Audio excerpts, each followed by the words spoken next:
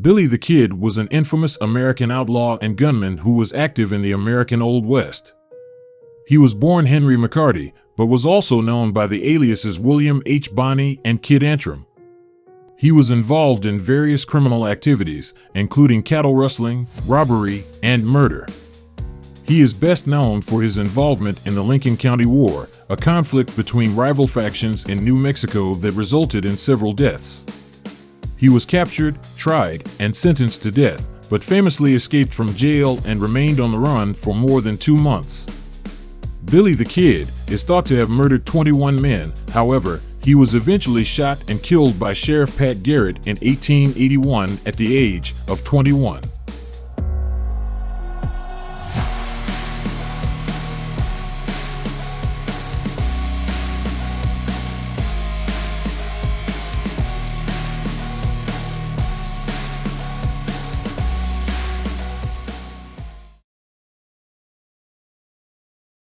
Billy the Kid was born Henry McCarty in New York City to Irish Catholic parents Patrick and Catherine McCarty.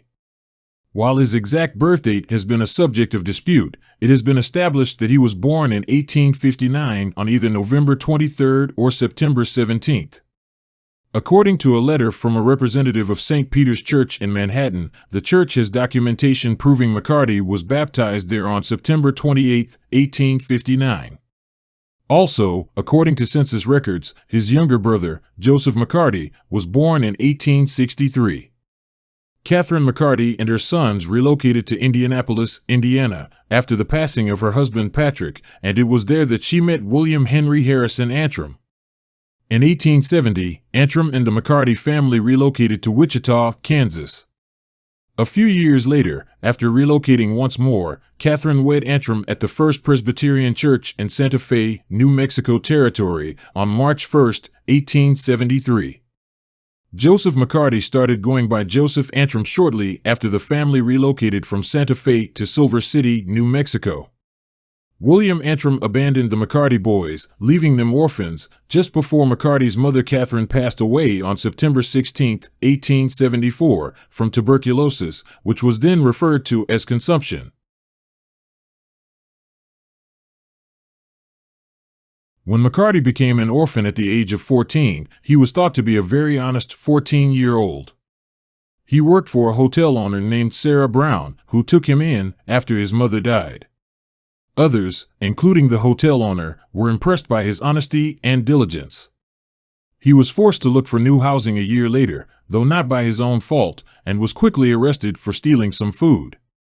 He was in trouble with the law again 5 months later, this time for stealing clothing and firearms. He escaped from jail after 2 days and began a life as a fugitive from the law. McCarty tracked down his stepfather and stayed with him until William Antrim threw him out because McCarty stole clothing and firearms from him. This would be the last time the two of them ever saw each other.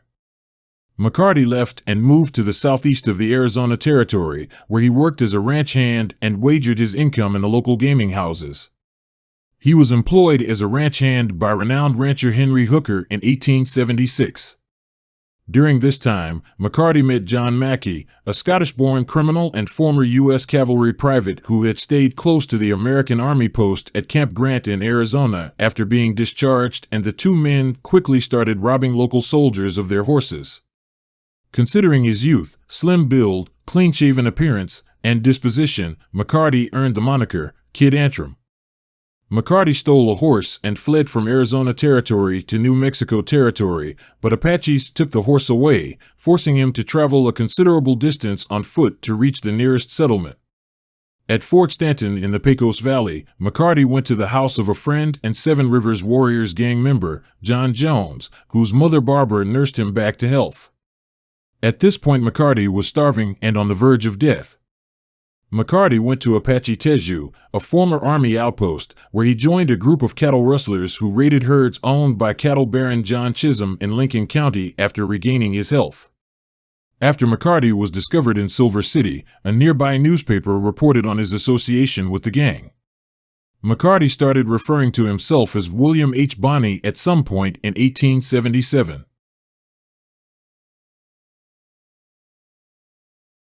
Following his return to New Mexico, McCarty worked as a cowboy for English entrepreneur and rancher John Henry Tunstall in Lincoln County, close to the Rio Felix, a tributary of the Pecos River. An alliance formed by Irish-American businessmen Lawrence Murphy, James Dolan, and John Riley was opposed by Tunstall and his business partner and attorney Alexander McSween. Since the early 1870s, the three men had controlled the economy and politics of Lincoln County, in part because they controlled a beef contract with nearby Fort Stanton and a well-liked dry goods store in the town of Lincoln. By February 1878, McSween owed Dolan $8,000. As a result, Dolan obtained a court order and asked Lincoln County Sheriff William Brady to seize nearly $40,000 worth of Tunstall's possessions and livestock. Tunstall, Dick Brewer, John Middleton, Henry Newton Brown, Robert Weidenman, Fred Waite, and McCarty were driving 9 horses from Tunstall's ranch on the Rio Feliz to Lincoln on February 18, 1878. Sheriff Brady's posse caught up with Tunstall and his men in a brush area a few miles from Lincoln. Tunstall, the 9 horses, and his hired guns were spread out along the narrow trail.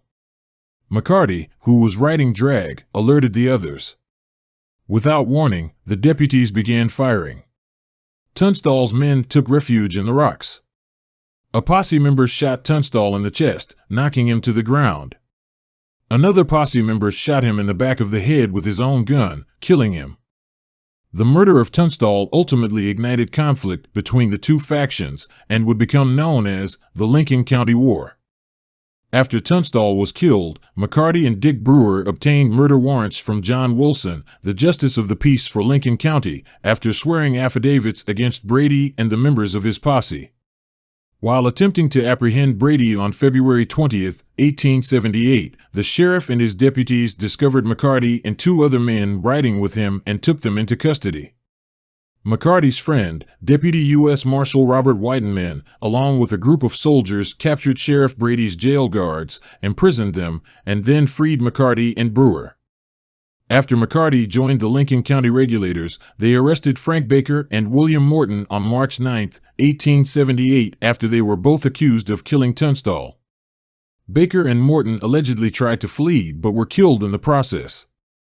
Sheriff Brady and his deputies were ambushed by the Regulators on April 1st. McCarty was hurt during the battle in the thigh.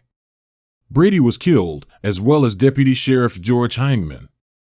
Buckshot Roberts and Dick Brewer were killed in a shootout at Blazer's Mill on the morning of April 4, 1878.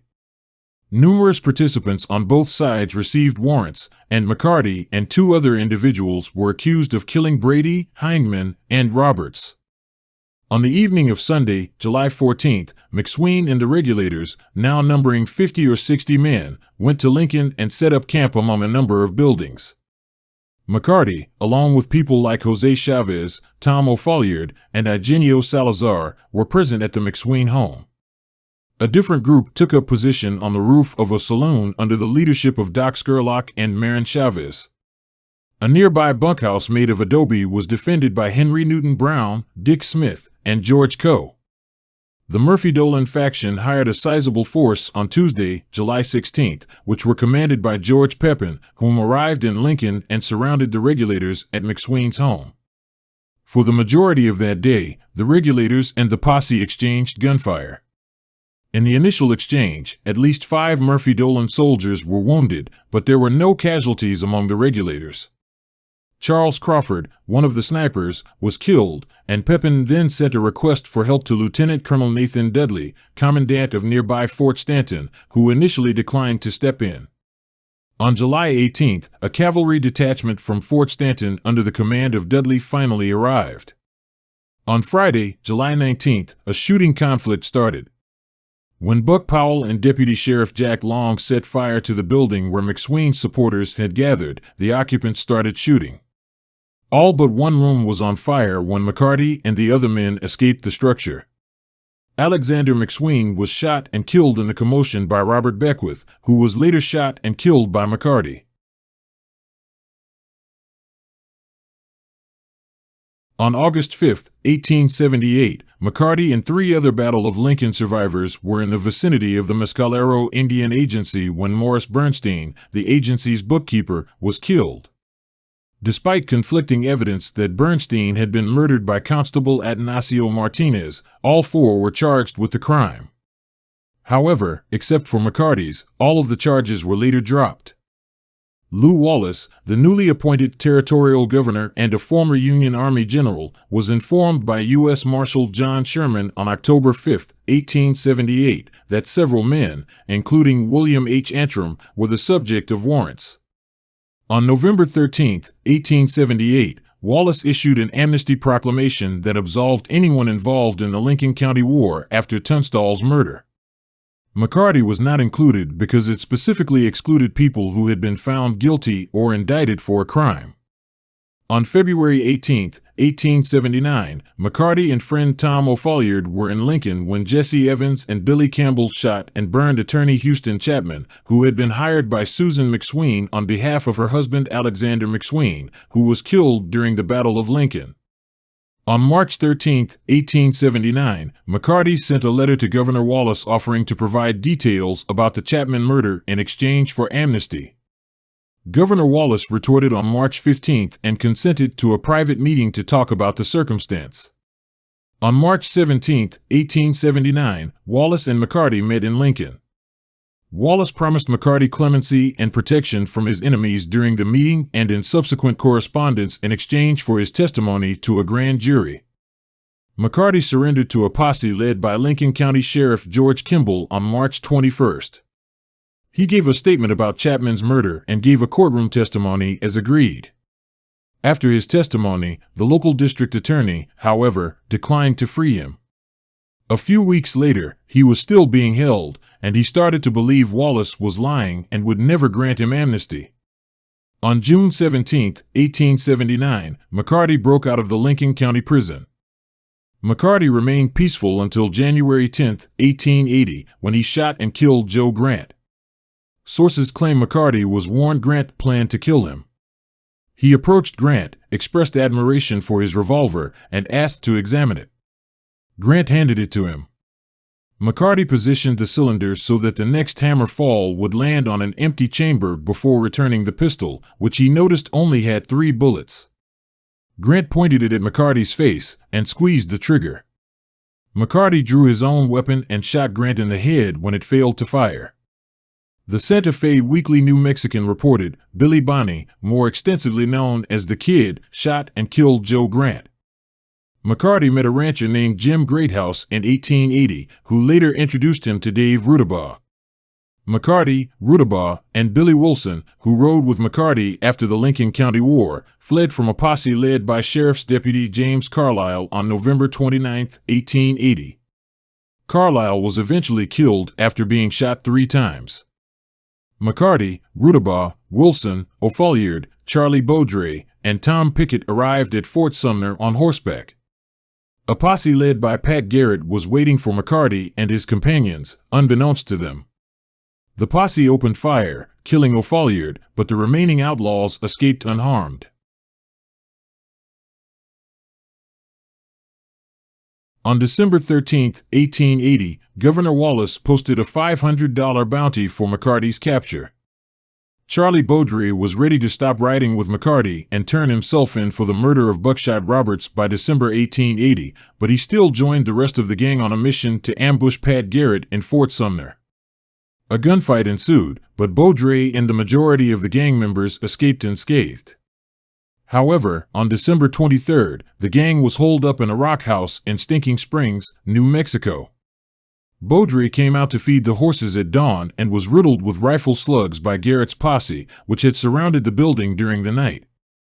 McCarty and his associates gave up later that day. The gang were shackled and transported to Fort Sumner, then to Las Vegas, New Mexico. McCarty, seeking clemency, wrote Governor Wallace letters over the next 3 months after arriving in Santa Fe. Wallace declined to intervene, and McCarty was tried in Mesilla, New Mexico, in April 1881. McCarty was found guilty of Sheriff Brady's murder after 2 days of testimony. It was the only conviction obtained against any of the combatants in the Lincoln County War. McCarty was sentenced to death by hanging by Judge Warren Bristol on April 13, 1881, with his execution scheduled for May 13, 1881. On the evening of April 28, 1881, McCarty escaped from the town courthouse, killing Deputy James Bell and Deputy Bob Ollinger. Governor Wallace placed a new $500 bounty on McCarty's head while he was on the run. Responding to rumors that McCarty was in the vicinity of Fort Sumner, Garrett left Lincoln with 2 deputies on July 14, 1881, to question resident Pete Maxwell, a friend of McCarty's. Around midnight, the two were sitting in Maxwell's darkened bedroom when McCarty walked in unexpectedly. The sequence of events varies according to the accounts, but according to the canonical version, McCarty failed to recognize Garrett as he entered the room due to poor lighting. McCarty asked in Spanish, drawing his revolver and backing away, "Who's there?" Garrett drew his revolver and fired twice when he recognized McCarty's voice. The first bullet struck McCarty in the chest, just above his heart, while the second completely missed. It's unclear, according to Sheriff Pat Garrett's account, if McCarty was killed instantly or took time to die.